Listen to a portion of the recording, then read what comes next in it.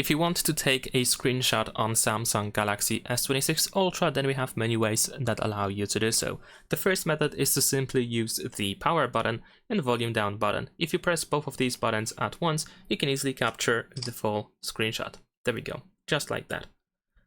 We can also use the palm swipe gesture, so you can swipe from the left side of the phone to the right side with your palm, or from the right side to the left side, of course. So we can perform the swipe. There we go, and as you can see, we have the full screenshot as well. If you go to the control center or quick settings, you can add the take screenshot button into this section, either to the quick settings panel in here or to this expandable area. You just have to tap on the pen, then choose add a control at the bottom of the screen, and then here in the capture section we have the take screenshot option. You can either tap on that button in order to add it to quick settings, or you can press and hold your finger and then drag it into the place where you want it to be.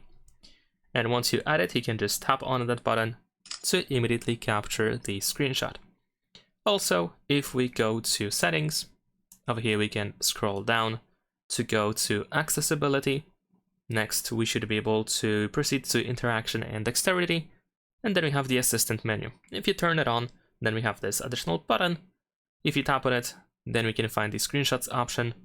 So tap on screenshots to capture a screenshot of your phone. And that is pretty much it. Leave a like and subscribe.